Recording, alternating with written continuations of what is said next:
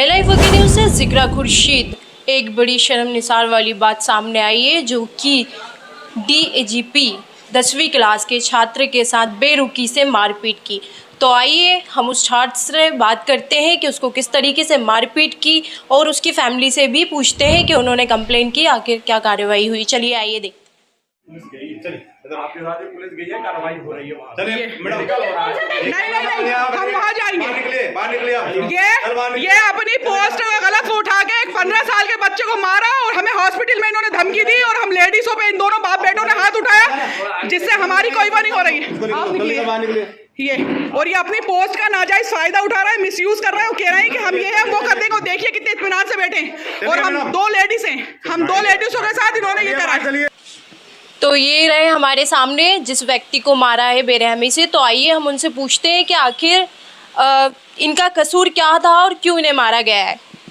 तो मैं आपका नाम? अली अफजल। अली अफजल, मतलब आपको क्यों मारा गया? आपकी मतलब क्या आपने ऐसा किया था जो उन्होंने आपको इतनी बेरहमी से मारा? मैं अपने फ्रेंड के गया था उससे ट्रैक शूट लेने, तो बिल्डिंग के बाहर खड़े थे, बिल्डिंग के साइड में उनका घर था। तो बस हम लोग मुश्किल से 5 मिनट्स हुएंगे, इतनी देर ही खड़े हुए होंगे। तो हमको नहीं मालूम क्या प्रॉब्लम हुई। वो आके पहले तो बदतमीजी उन्होंने गाली गलौज करी और फिर वो कहने लगे मैं ये हूँ और रहना। फिर जब हम लोग जाने लगे तो बहुत तेज से चिल्ला के गालियाँ देने लगे, बहुत गंदी गंदी। तो मैंने कहा अंकल बस जा ही रहे हैं, अब आप गाली क्यों देना है? तो उन्होंने कहा कि रुको अभी बताता हूँ। तो क्या आप जिन अपने फ्रेंड के पास गए थे वो उन्हीं के पास गए थे या किसी और फ्रेंड से या उन्हीं के बेटे से या किसी से मिलने गए थे? नहीं, वो उनकी बिल्डिंग में रहते हैं। अच्छा, उन्हीं की बिल्डिंग में रहते थे वो? बिल्डिंग के साइड में उनका घर था, उनका अंकल का। तो अंकल ने मुझे बस मारना शुरू करा, तो बिल्कुल नॉन स्टॉप मार। तो जब अंकल ने मारना शुरू करा, क्यों मारा? वजह क्या थी? आखिर आप कुछ कर रहे थे या परेशान कर रहे थे? उनका नाम था MW अंसारी DGP। वो और उनके बेटे थे वो। और फिर बीच लड़ाई में एक बिल्डिंग से 19 नंबर फ्लैट पे रहते हैं अली करके, वो आए थे, उन्होंने भी हाथापाई करी थी।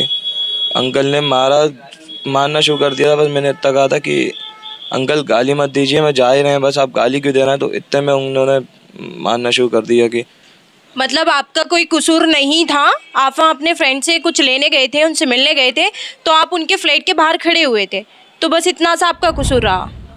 उनके घर के बाहर भी नहीं, बिल्डिंग के गेट पे खड़े थे। उनका घर साइड में था, उनके घर के बाहर भी नहीं खड़े थे। अच्छा, आप अपने फ्रेंड के घर के गेट पे खड़े हुए थे, ऐसा? तो आपका कोई कसूर नहीं था, उनके घर के बाहर भी नहीं थे, बस वो आपको वहाँ से हटा रहे थे?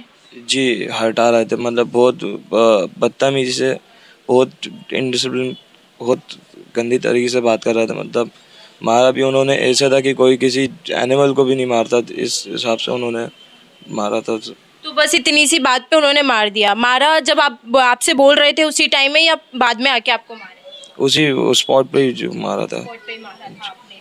अच्छा, तो फिर आपके कहाँ कहाँ चोट आई और कहाँ कहाँ लगी, मुझे बताएंगे जरा? उन्होंने मेरे पैर पे, लेफ्ट पैर पे मारा, लेफ्ट हैंड पे मारे, और सर पे मारा, मेरे पीठ पे मारा, राइट हैंड पे भी मारा है। तो लेफ्ट हैंड और पैर पे और सर पे बहुत तेज मार दिया था उन्होंने। अच्छा, तो जैसे कि देखिए, आप देख रहे हैं कि काफ़ी छोटे हैं, इतनी बड़ी एज भी नहीं है और 10वीं क्लास के स्टूडेंट हैं, इन्हें बेरहमी से मारा गया। हम लोगों को, फिर आम जनता को कैसे इंसाफ मिलेगा? अगर शासन प्रशासन में ही ये चल रहा है तो फिर इंसाफ कैसे मिलेगा? इस बच्चे को इतनी बेरहमी से मारा गया, उसकी कई जगह चोटें आई हैं, तो आपने कंप्लेन की है? जी, पर पुलिस स्टेशन में भी पुलिस अंकल जो थे पवार साहब, उन्होंने कंप्लेंट देने से बहुत मना करा। मतलब उन लोग को, जो अंकल थे अंसारी, उनको रात में ही फ्री कर दिया था और हम लोग की कंप्लेंट सुबह 6 और 7 पे ली थी। मतलब कंप्लेंट नहीं ले रहे थे, कह रहे थे कि TI साहब ने मना करा कंप्लेंट लेने से। अच्छा, तो कौन से थाने में रिपोर्ट की आपने? कौन से थाने के पवार साहब थे जो आपकी कंप्लेन नहीं कर रहे थे? कोई फिर थाना, उसमें उन्होंने रिपोर्ट भी सही नहीं लिखी जो हम लोग बोल रहे थे। वो उनका नाम भी नहीं लिख रहे थे अंसारी साहब का, उनके बेटे का भी नाम नहीं लिखा। फिर वो उनसे रिक्वेस्ट करने के बाद उन्होंने अंसारी साहब का नाम लिखा। पर बहुत से ऐसे करेक्शन हैं जो करवाने रिपोर्ट में, पर उन्होंने अपनी मर्ज़ी से रिपोर्ट लिखी थी। तो अभी कोई कार्रवाई स्टार्ट हुई है थाने से या अभी कुछ भी नहीं हुआ है? नहीं, ऐसा कुछ नहीं हुआ अभी। अभी आपको कुछ नहीं बताया गया, अभी थाने से कोई कंप्लेंट वगैरह जो आपने की उसकी कार्रवाई नहीं की जा रही है ऐसा? नहीं नहीं, ऐसा कुछ नहीं किया। तो देखिए आप, मतलब उन्होंने कंप्लेंट भी की है थाने में, लेकिन उनकी कोई सुनवाई नहीं हुई है थाने में और उन कोई ऑब्जेक्शन नहीं उठाया जा रहा। और इनका कहना है कि वहाँ कंप्लेंट भी नहीं लिखी जा रही थी, वहाँ बोला जा रहा था कि जब तक टीआई साहब नहीं आएंगे तो कंप्लेंट नहीं होगी। और उस वक्त टीआई साहब मौजूद नहीं थे, वो सुबह आते, तो इनकी कंप्लेंट रात में दर्ज भी नहीं की गई है। और जिन्होंने इनके साथ जो सलूक किया है उनको अभी तक इंसाफ भी नहीं मिला है और उन्हें उनकी सज़ा भी नहीं दी गई है। तो मैं हाथ जोड़ के शासन प्रशासन से अपील करती हूँ कि इन्हें इंसाफ दिलाया जाए और ऐसे लोगों को दूर किया जाए। अगर यही आम जनता के साथ चलता रहा और इन्हें इंसाफ नहीं मिलता रहा तो आम जनता भी आज जो इनके साथ हुआ है उस घाट पे उतर जाएगी। तो आइए हम इनकी फैमिली से भी जान। मैं लाइफ ऑफ न्यूज़ से जिक्रा खुर्शीद। सर, जैसे कि आपके कौन है ये? भतीजा है मेरा ये, जी सर, आपका नाम? सैयद जावेद अली। ये सईद जावेद अली साहब हैं जिनके साथ दुर्घटना घटी है, उनके चाचू। तो आइए हम इनसे जानते हैं। तो सर, आप उस वक्त मौजूद थे क्या वहाँ? नहीं, मैं मौजूद तो नहीं था, मैं घर पर था अपने। तो मुझे इत्तला मिली कि किसी के ने अली मियाँ को मार दिया, बहुत बेरहमी से मारा उन्हें। तो मैं वहाँ पहुँचा तो मैंने देखा एक बुज़ुर्ग खड़े हुए थे, सीनियर सिटीज़न, उनके साथ 2 लड़के चिल्ला चोट कर रहे थे साथ में। तो मैंने बात करी उनसे, मैंने कहा क्या हो गया आप बताइए। तो वो तो सुनने को ही तैयार नहीं, सीधी गाली गलौज। बाद में पता चला कि ये रिटायर्ड डीजीपी अंसारी हैं।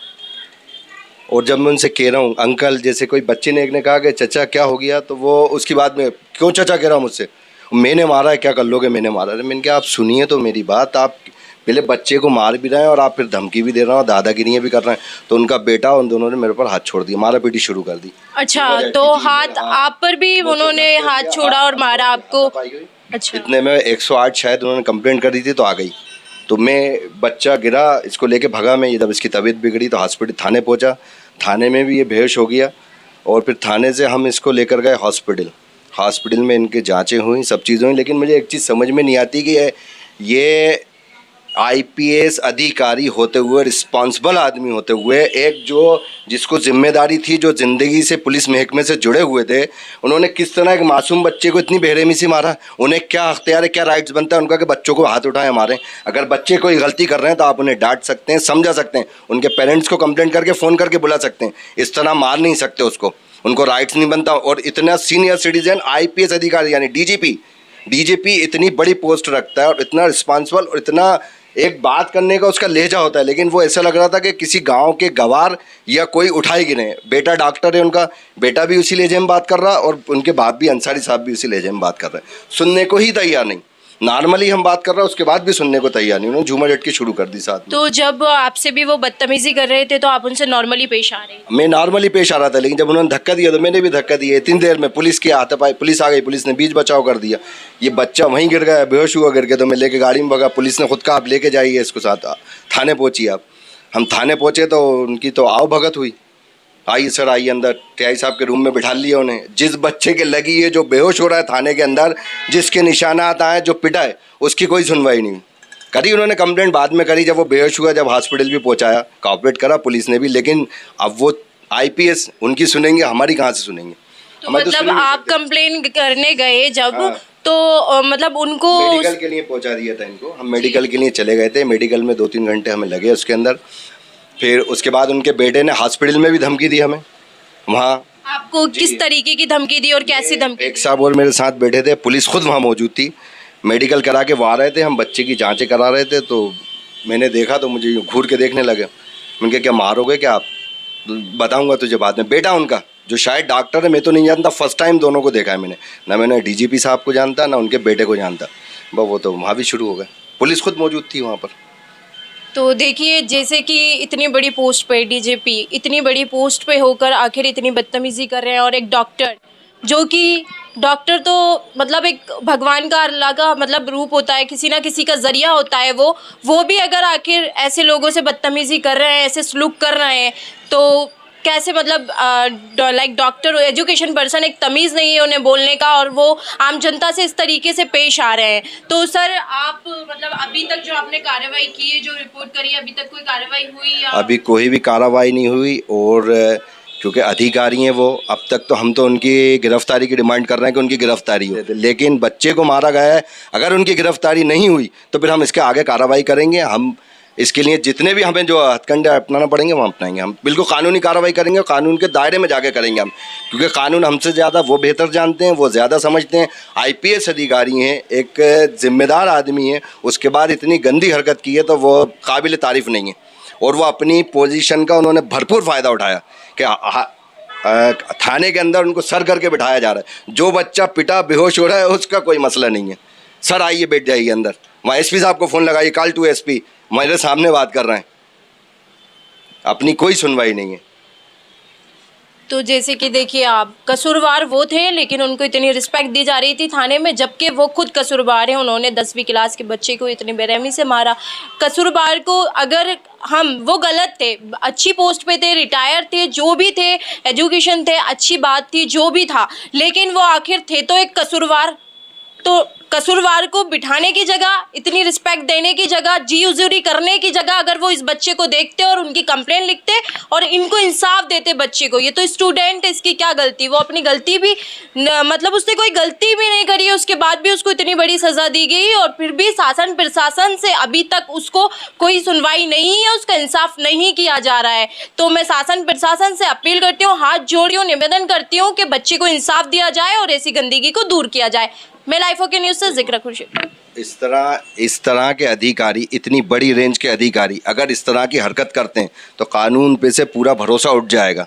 फिर आम आदमी वही करेगा जो उसे करना चाहिए। आज मेरे बच्चे के साथ हुआ, कल आपके दूसरे के बच्चे के साथ होगा, इसलिए इस पे एक्शन लेना बहुत ही ज़रूरी है। कंपलसरी अगर एक्शन नहीं लिया जाएगा तो इससे आगे मसले बनेंगे। लेकिन इसलिए मेरी दरख्वास्त है हमारे चीफ मिनिस्टर साहब और होम मिनिस्टर माननीय श्री नरोत्तम मिश्रा जी से कि इस पर सख्त से सख्त कार्रवाई की जाए और कड़ी से कड़ी कार्रवाई की जाए और तुरंत की जाए। इसके ऊपर मैं अनुरोध करूंगा, रिक्वेस्ट करूंगा उनसे कि इस पर कार्रवाई की जाए। बच्चे की कंडीशन, उसकी पोजीशन देख के उसके पर कार्रवाई की जाए। हम लोगों से तो बर्दाश्त नहीं हो रहा, सब रो रहे हैं यहाँ बैठ के। वो DGP साहब हैं, वो हैं DGP साहब, उन्होंने अपने पद का गलत नाजायज़ फ़ायदा उठाया, बहुत ही ज़्यादा नाजायज़ फ़ायदा उठाया। लिहाजा मेरी हाथ जोड़ के अनुरोध कर रहा हूँ मैं अपने शासन प्रशासन से कि उनके ऊपर सख्त से सख्त कार्रवाई की जाए।